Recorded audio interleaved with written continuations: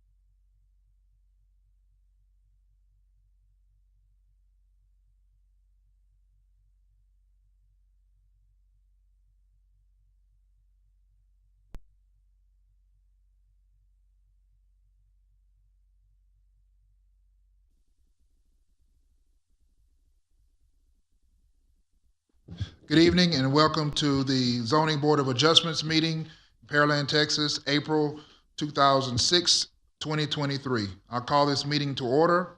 We do have a quorum of 5 people, and first order of business is the approval of minutes for March 2023. Is there a motion on the floor to approve the minutes?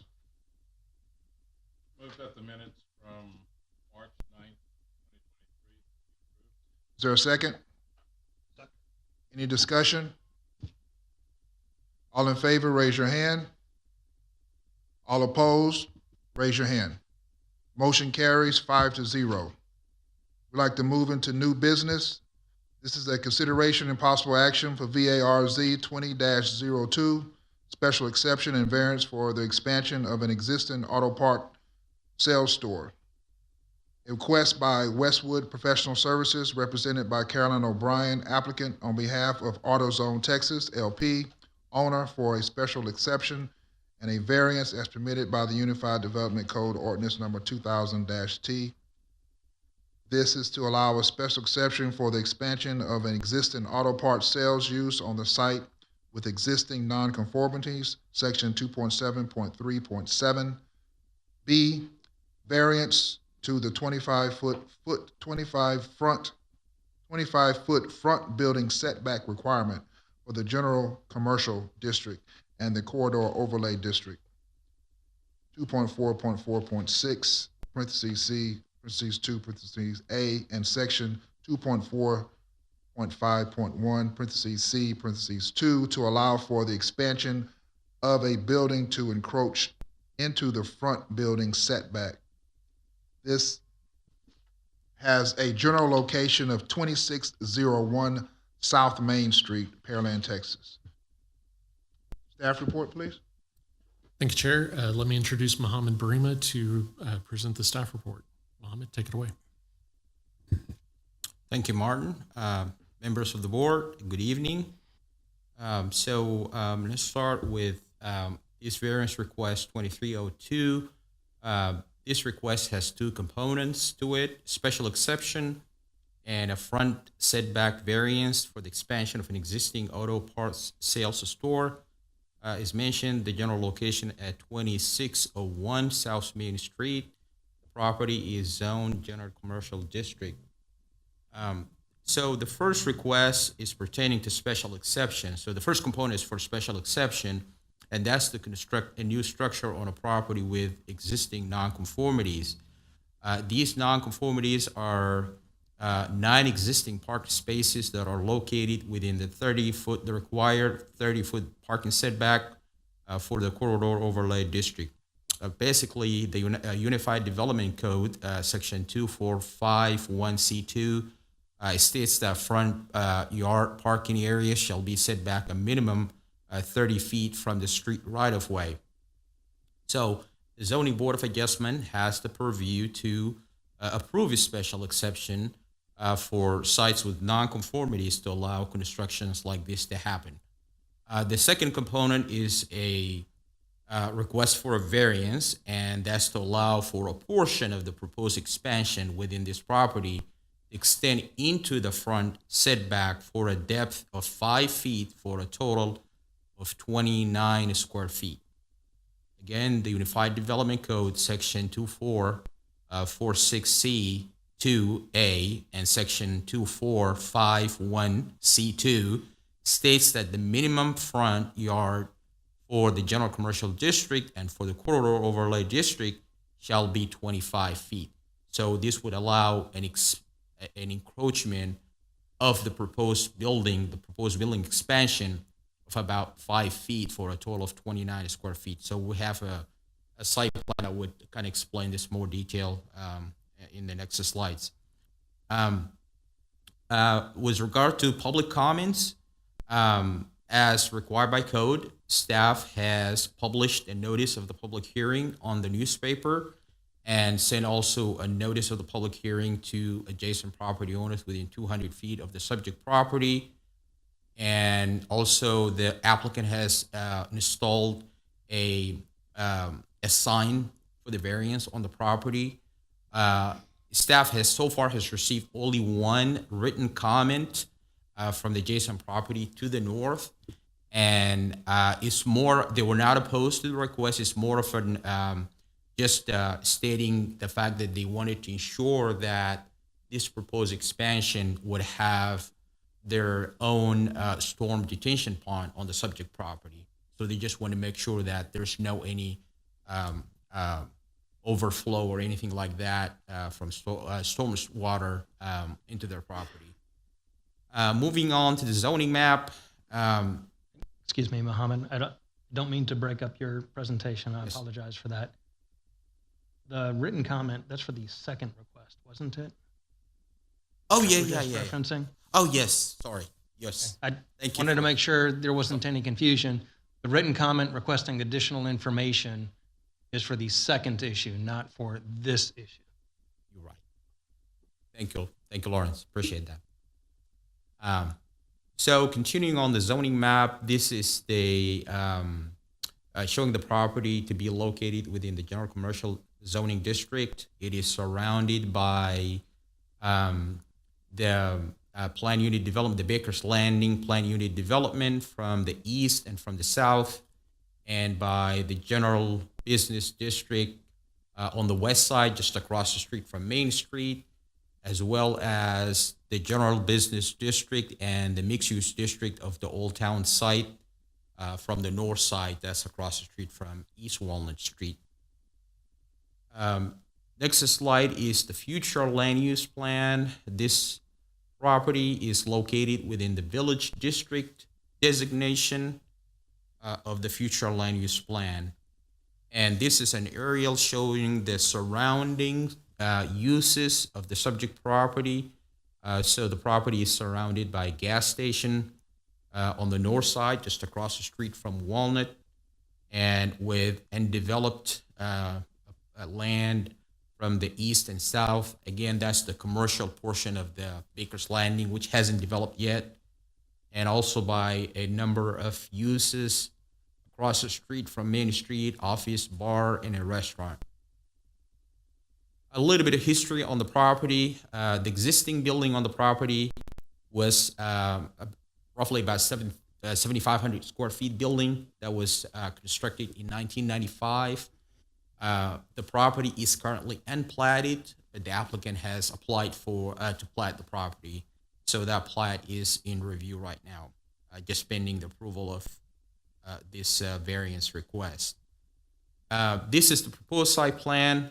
Again, the site plan shows the overall site here. As you can see, the area that's denoted with the red color, that's the proposed expansion for the AutoZone business.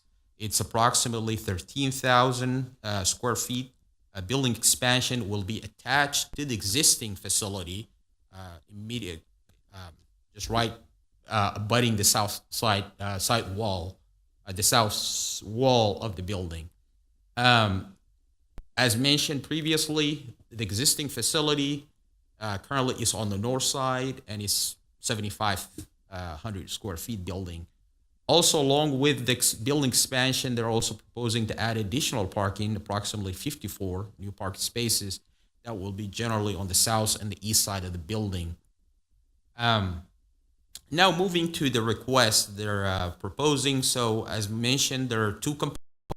First one is a special exception, and that pertains to the 9 parking spaces that are located in the required 30-foot landscape buffer. And on the left side, you have the kind of overall site. And then on the right side, you have a little bit of kind of blown up site plan, which shows where those 9 parking spaces are located. It's that yellow triangular area. That's the area that's basically encroaching into the 30-foot setback line, which is the line, the dashed line that goes kind of diagonal to the site. I have a better image here. It's actually the next slide. So this one is just kind of showing the existing AutoZone business on the property. This is taken from the gas station site, just looking directly to the south towards the AutoZone. And here, this is a view of those 9 spaces that will remain. The applicant stated that they wanted to keep those 9 parking spaces in conjunction with the expansion of the property. Just wanted to mention that also they're making other types of improvements to the site. That driveway that you see towards Walnut, that will be closed. So they're going to be bringing the landscape buffer along Walnut side to compliance. They're doing a number of things, but they just wanted to keep those park spaces in this area here. Again, those are the kind of the 4 special exception criteria. An applicant has to fit into one of those 4 categories to be able to get approval from this board, and they fall under criteria number 4, which is construction of a new structure on a property that already has nonconformities. And just moving on, the existing property is classified as a legally nonconforming use, and nonconforming in terms of the site conditions. And as the site was developed prior to the adoption of the UDC, and again, the site will have to be brought to compliance with everything else in regard to zoning and site development requirements. With that being said, the request meets criteria number 4, and staff recommends approval of the special exception. So that's the first component. Now we get to the variance part.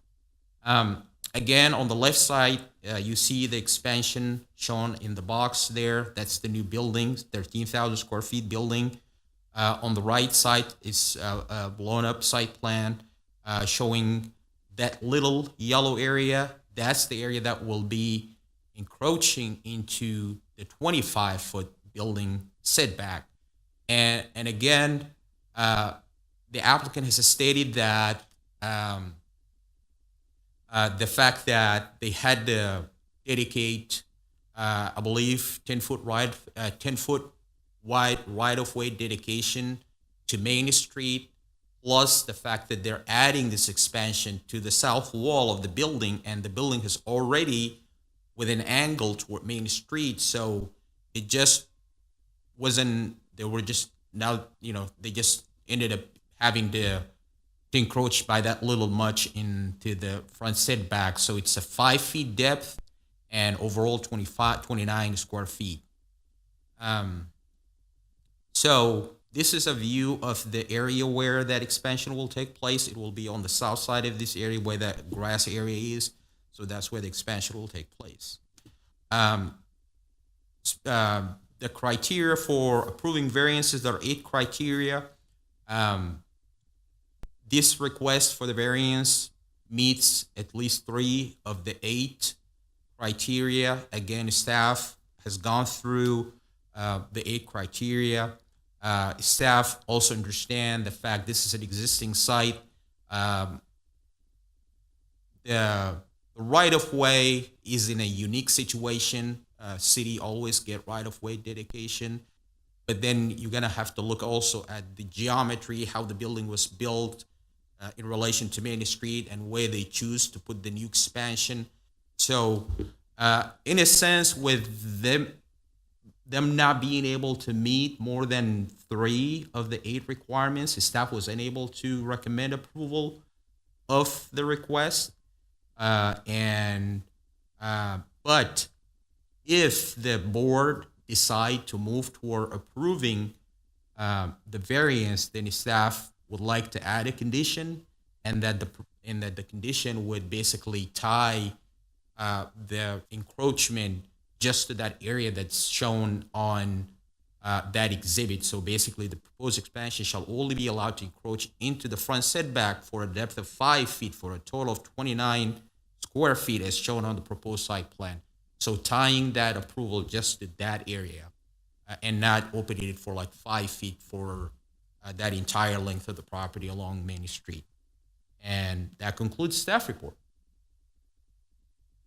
Thank you. Thank you. Thank you, staff. We'd like to move into the applicant presentation. Is there someone here that would like to present? If you would, go to the podium and state your name and address for us. Thank you. Hello, I'm Carolyn O'Brien. My address is 13119 Cheville, Cypress, Texas 77429. Good evening.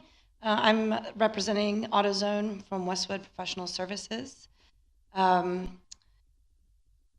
hit most of the high points. I think something that we've been looking at internally is shifting the building outside of the building setback.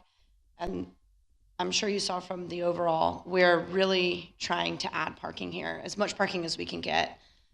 Something also that is important to note is the addition is just storage. We're not actually adding any retail square footage to this building, but we understand that the parking is challenging in this site, and AutoZone really wants to have a better user experience and a better experience for everyone passing.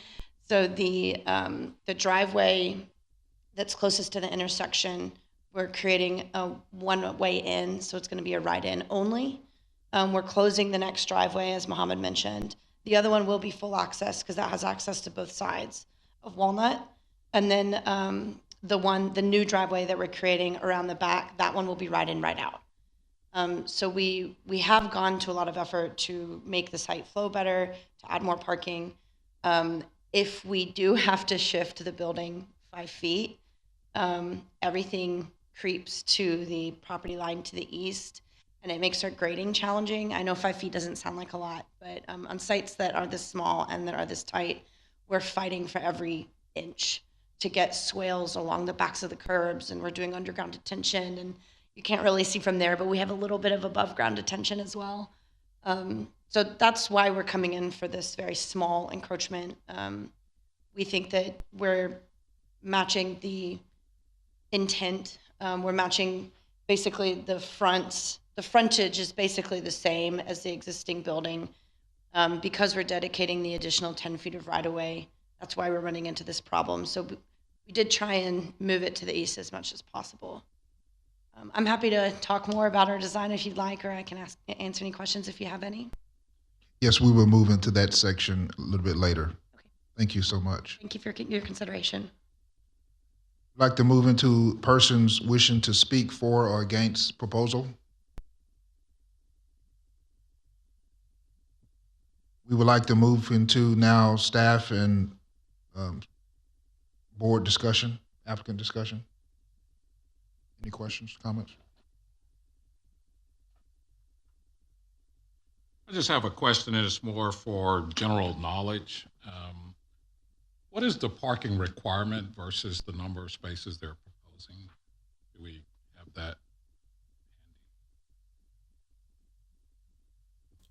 Yes, we do. So when we did the calculation, so with this building, this new expansion being just more of a storage area, so we're using a ratio of one space per 2,000 square feet, and the retail portion and the office portion, this will be parked at the ratio of 1 to 200 square feet. So obviously they had to add additional parking to meet those requirements, and so that's what it is. And so they do need the 9 spaces to be in compliance with required parking. I have to look to see if they ended up taking those 90 spaces and see if whether they're going to meet the requirement or not.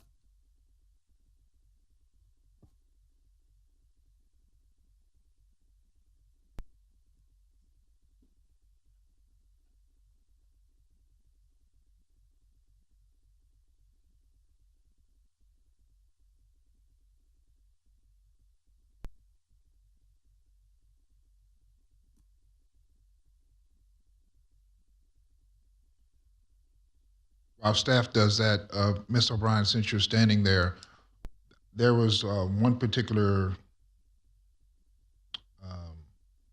letter that was sent to us in regards to the retention pond. Oh, that's the next one. I'm sorry. Well, we are providing underground and above ground So detention. I'm sorry. That's wondering? my bad. It's another. Let me put this over here then. I'm not looking at it.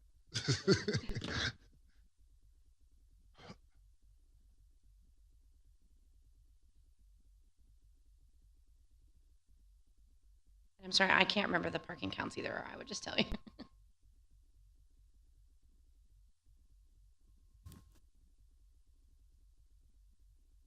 So it says that proposed at 54 new parking spaces.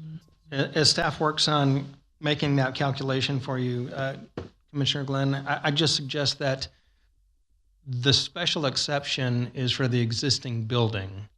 So Correct. they didn't ask for a special exception for the parking or any of those calculations, and it wouldn't be based on the UDC today.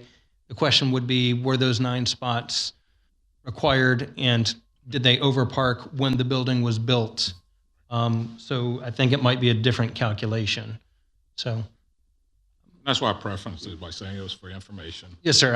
I kind of gathered, being that you're in the business, I knew that you had a reason for it, but I think we're trying to find that answer for you. Okay. And I know that, staff will make sure if this goes forward that they meet those requirements so we can. Yes, sir. Gary, question? I have another question for staff, if I could. It's unrelated to parking, but on the first request for approval or an exception to the existing nonconformity, let's see, I'm looking at proposed site plan on the screen there. I thought there was an earlier screen that showed what the existing nonconformity looked like. We have that? I thought we did early. One of the earlier slides showed that. There you go. So if I'm looking at this yellow line on the right side there, it says 30-foot parking setback. And it says 9 existing parking spaces are within the parking setback. How close, how does that, base of that angle there of the existing nonconformity, how does that comply, or rather, how does that compare with the second request to allow the second nonconformity, if you will? How do those two compare as far as distances set back? Is the existing nonconformity greater than the second nonconformity that we're going to consider tonight? It is. I want to let Muhammad answer that, but I'm shaking my head yes as I go along with you. Do you want me to give it? Yeah. So if you look there, you can see that that yellow line almost goes up to the property line. It extends much further than 5 feet into the 30-foot setback. Whereas if you look at the variance request, it only extends 5 feet into it for a total of 29 square feet of that development. Okay. And so my reason I'm asking that question, to my thinking, I'm wondering, well, if we're going to approve the variance, I guess it's called a variance for the existing setback, which is substantially more than the request for variance on the second setback.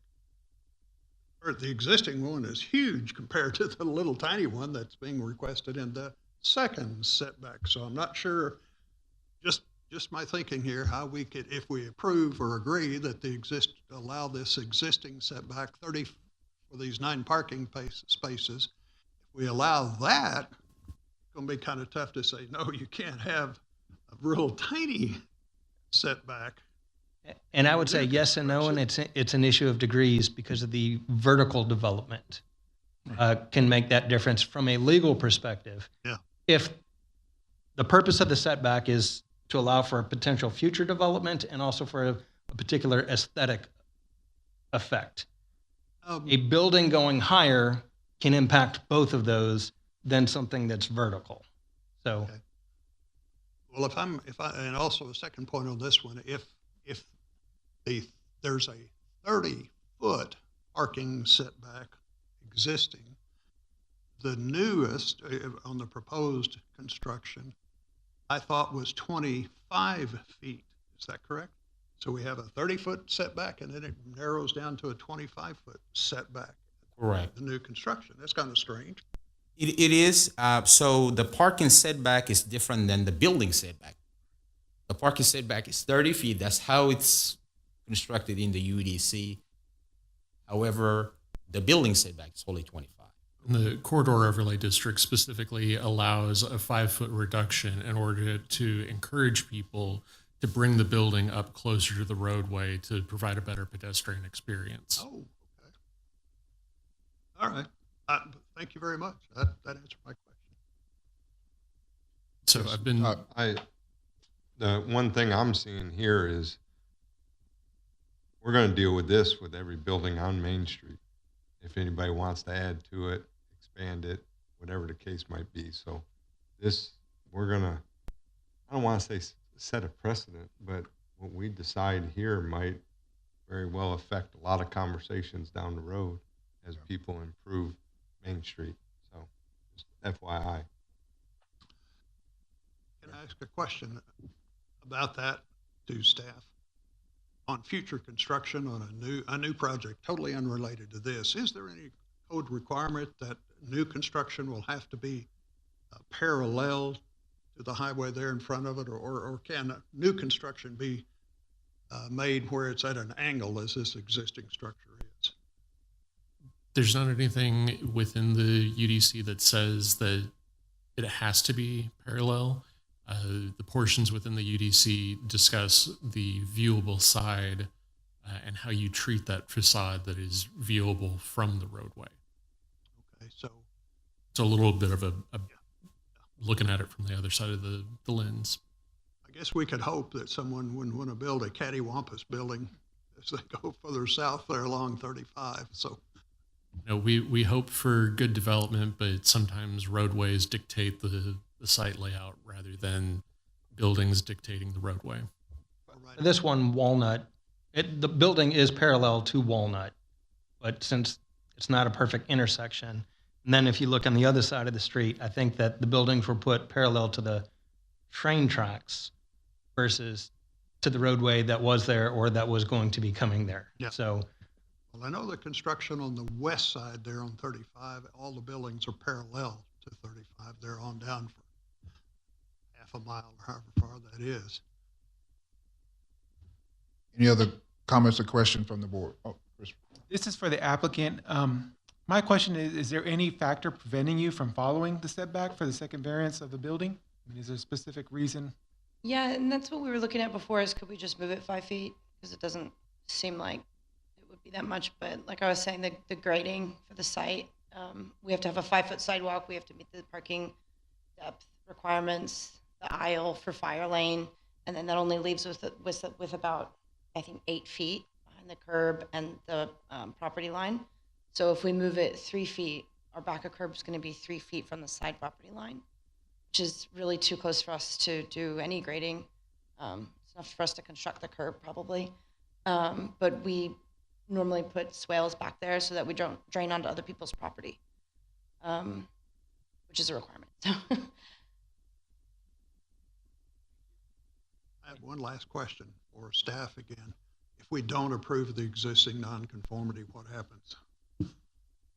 So if a special exception is not granted, then the applicant would need to bring the site into compliance, and compliance would look like removing those 9 spaces and adding green space within that area in order to meet the corridor overlay district requirements. If I can use that and then expand on a couple other points that I heard but was doing some quick back of the agenda math. 3 things. First, one of the reasons why we were looking for approval of the special exception is that because of the closing of that driveway. The current configuration of the parking space and that driveway creates a potential conflict for automobiles coming into the site. With that driveway being removed, we reduce the potential for conflict from a higher speed accident to a much lower speed accident within the boundaries of the lot. Second, there was a question about the parking calculation at just over 7,500 square foot of retail area at 1 to 200 one parking space per 200 square feet. Gives you 38 spaces, and then at one space per 2,000 for the 13,000 square foot building addition, gives you an additional 6 spaces, which comes to 45 spaces as the minimum required. The applicant is showing 54 additional spaces proposed with their construction that you can see at the very bottom right of the screen. And that 54 is on top of the 9, and I believe I did a rough count of about 20 that would be outside of that those 9 spaces. Okay, thank you. Any other questions or comments from the board? We'd like to move into consideration and possible action. I would like to hold 2 separate votes for each variance that we're going to do tonight. So this is the first one here. Don, would you read the first motion, please? For variance application 23-02 in reference to the special exception, I make a motion to approve the special exception for the expansion of an existing auto parts sales use on a site with existing non-conformity. It's been motioned. Is there a second? I'll second that. It's been motioned and second. Any discussion? Well, from my perspective, the city, and as far as I know, the existing variance has not posed any sort of a hardship or dilemma on traffic flow or anything else as far as I'm aware of. I frankly don't think, in my opinion, we shouldn't not approve the existing nonconformity. As far as I know, no other construction has been prevented, or the widening of the street there, the Highway 35, has not been prevented at this point, as far as I know. I don't know that the city would gain very much by making those 9 parking spots be turned into a green area. I think's the way that's phrased, green area. I support the existing variation the way it is. Okay. All in favor, raise your hand. All opposed, raise your hand. This first motion carries 5-0. We'd like to move to the second motion or action. We change the. Yeah, we'll put them on the same slide, but yeah, the second motion would be for the variance now. Okay. And that's for the encroachment into the setback area. Would you read the? Mohammed, second? did you want to put up the screen? If they were going to approve it, did you want to put that exception language? That's what I was going to remind the board of. Yeah. We do have a potential condition. Right. If you Exactly. choose to approve, of course, we always look for a motion of approval, and then if one wants to make a condition of approval, then y'all can do it that way. Can I ask a question on that? Yes. Reading the screen here from staff, I thought that the applicant's packet is for the additional 5 feet for the setback. Am I reading that wrong? I mean, what? No, sir. You're reading that correctly. The applicant is asking for for a variance for that 5 feet. Staff isn't recommending approval of that one. However, staff recommends that the ZBA might be inclined to approve it. So if you were to approve it, staff would say, make sure that it's limited to what's on the site plan for a total of 29 square feet, instead of granting a 5-foot special exception the whole way going down State Highway 35. Thank you very much. Yes, Todd, go ahead. I'd like to make a motion for approval of the variance to the 25-foot building setback recommendation for general commercial district and the corridor overlay district to allow for the expansion of the building to encroach into the front building setback 5 feet of a total square footage of 29 square feet of the building, Shown on the site plan. as shown on the site plan. It's been motioned. Is there a second? I second the motion. It's been motioned and second. Any discussion? All in favor, raise your hand. All opposed, raise your hand. Motion carries 4-1.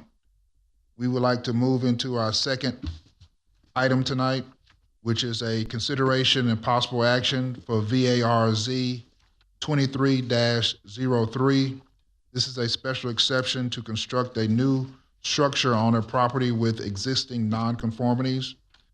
This is a request by Boundary One Surveyors, LLC, represented by Christian Oftenberger, applicant on behalf of Titan Enterprise, LLC, represented by San Chang Tan, owner, for approval of a special exception as permitted by the Unified Development Code Ordinance Number 2000-T to allow the construction of a new building on a site with existing nonconformities.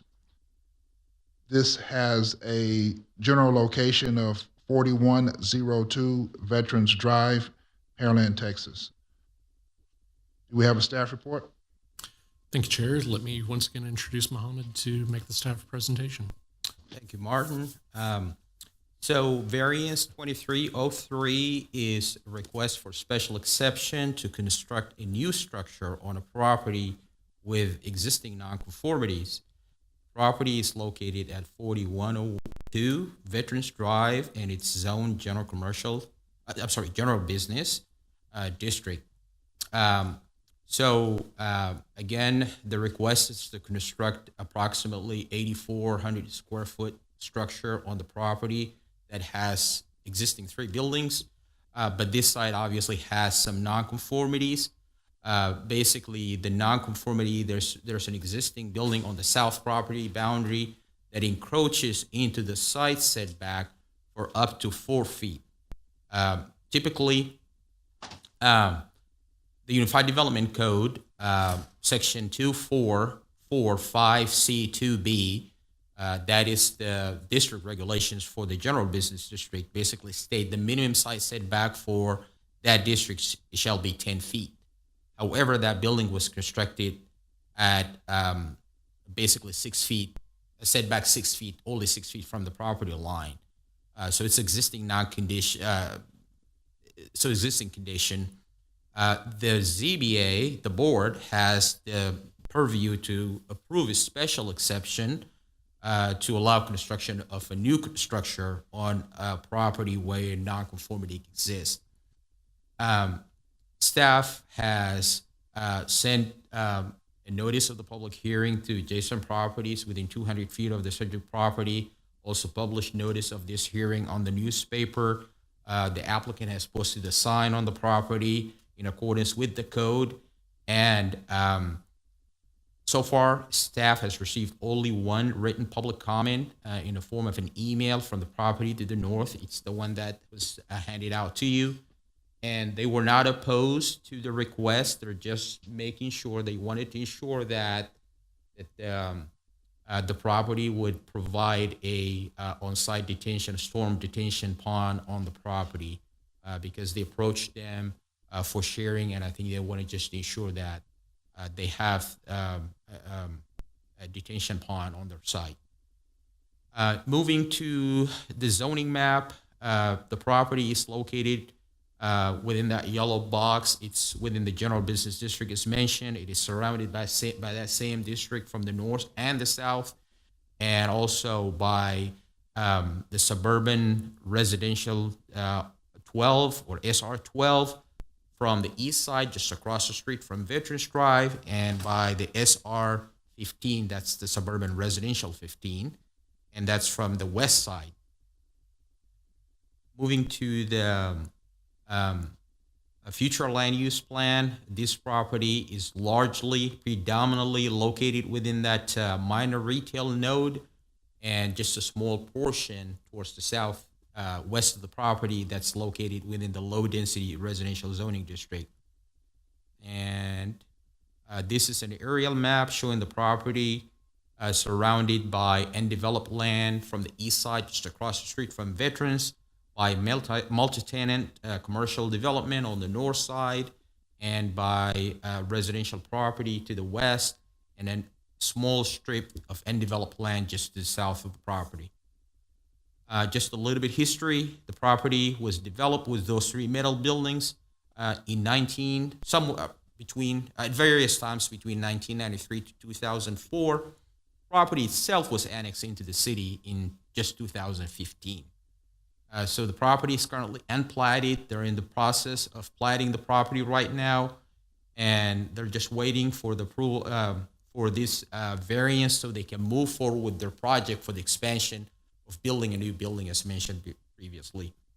This is the proposed site plan, and as you can see from the site plan, the existing buildings are shown with the white boxes or the white rectangular shapes, and the proposed building is hatched. It's kind of towards the bottom left of the property. The property that is basically encroaching is the building that is located near the bottom, and it's kind of to the right. And just a little bit of site plan that shows that area. So as you can see on the right side, that yellow area is the area of encroachment of the existing building into the setback. So typically, the general business district require a 10-foot side setback. So this building has been built a little bit into that setback, approximately up to 4 feet into the 10 feet setback. But obviously, it's not uniform, so it's kind of tapers as you go towards the east. So, but at the highest point is 4 feet into the 10 feet setback. This is a view of the property. You can see those existing buildings. It's obviously the building to the left. That's the one that's basically that's encroaching into the side setback. A closer look, that's the building right there. And on the where the grass area, that's where the encroachment is happening. Obviously, you can't see it here, but that's just kind of a view of that existing building. The intent is to construct another building, but they can move forward with the construction with the nonconformity being on the site until they get the permission from this board. Again, there are 5 criteria for special exception. This particular one fits into criteria number 4, and that gives the board to approve a special exception for construction of a new structure on a property with nonconformity, and with the non-conforming use with the new structure isn't being in compliance with the existing regulations. So staff did analysis of the request. This is an obviously pre-existing non-conforming structure, probably built, as mentioned before, annexation, and everything that will be for the new building will have to comply with applicable zoning and development requirements. With that being said, the request meets criteria number 4, and the staff recommends approval of the request to allow the construction of the new metal building on the property with that existing nonconformity. And I think that concludes the staff report. Thank you. Thank you, Mohammed. We'd like to move into applicant presentation. If there's someone, if you would, sir, go to the podium and state your name and address.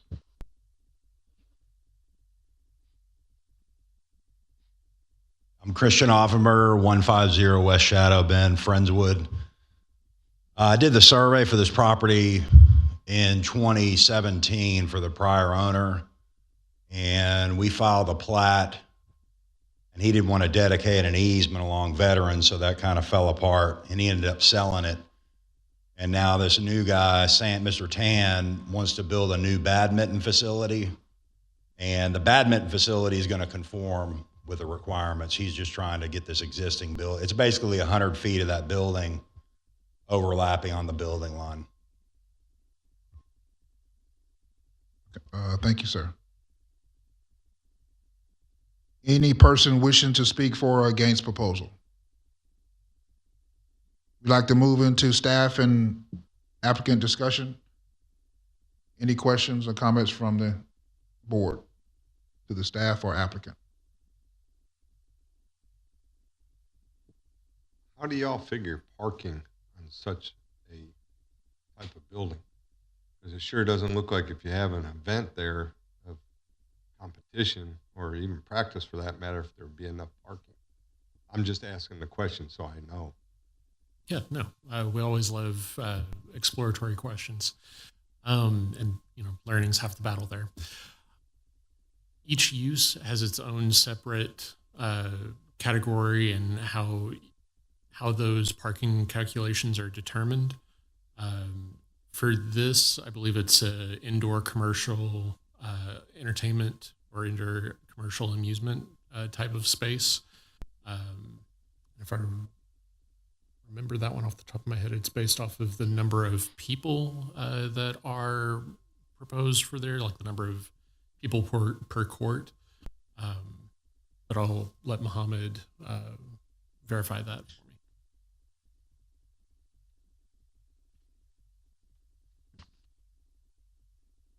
Any other questions or comments while Mohammed is looking for that for the applicant or staff?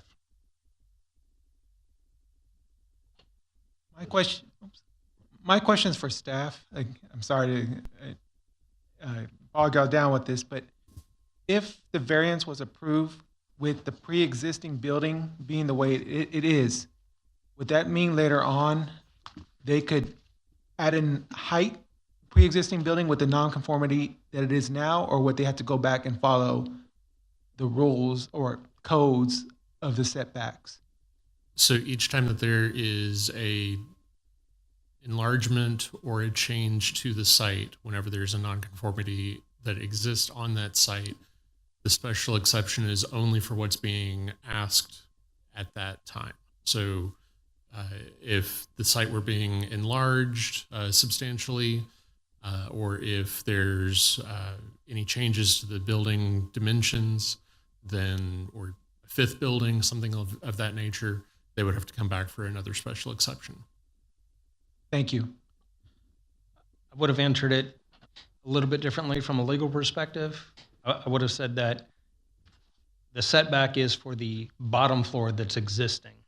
If they wanted to expand that building in height, they would need to get a variance for the higher portion of that building to go into that same area. And we pulled the commercial amusement indoor. For indoor game courts, it is 3 spaces per court. Another crazy question, detention. I don't see any on that property. I know that's not our thing, but I would think the city would be worried about detention. Right. So the detention volume requirements within the engineering design criteria manual are based off of new conditions for the site. So basically whatever detention volume they had and whatever features were there, they don't have to go back in and re-detain for the whole site. They're only having to detain for the new impervious coverage. So the new building, new parking, and I assume that it's just the scale on this drawing that doesn't show you where those new swales or new dry bottom detention features will be. All right, thank you. Okay, go ahead. Just another what-if question to staff, if I could. On the west side of Veterans, it's designated as low-density residential. On the east side, it's medium-density residential. In low-density residential, does this mean, by definition, that there can be additional similar retail development along Veterans there, allowed in low-density residential? So the future land use plan, which is where you're getting the low density residential, medium density, is the broad brushstroke plan that the comprehensive plan adopted in 2015. I would say that that plan basically concentrated more on the middle and the center of town, and the outer edges, it really left to more residential. But when this was brought in, the commercial zoning, the general business zoning district, was applied to that property. So you would only have general business uses for those properties that front onto veterans. So you would have other like commercial entities. Okay. The reason I was just trying to get this straight in my mind was is on the slide you have up there, it looks like that's residential within the blue rectangle there up on veterans, and I didn't know if we're creating a future problem if that's... The blue rectangle is outside of the city limits. Oh, okay. We don't have to worry about that then. Okay, well, so we're not creating a future problem for ourselves. If a developer wants that to be residential, and I know they'll have their own special setbacks requirement for residential. I didn't know whether they're different from medium density or low density residential, but we're not going to worry about that tonight, right? Different tools. No problems, no worries tonight about. Yeah, the future land use plan does not. It's not a zoning document. It's more of a planning tool. Okay. We'd like to, would you place the motion on the screen, please? We'd like to move into consideration and possible action.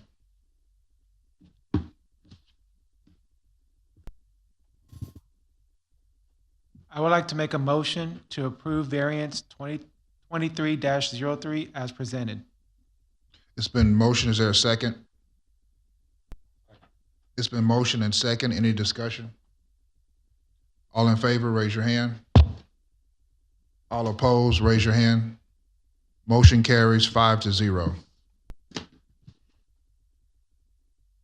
It is 6:52 p.m. and we are adjourning the zoning board for April 2023.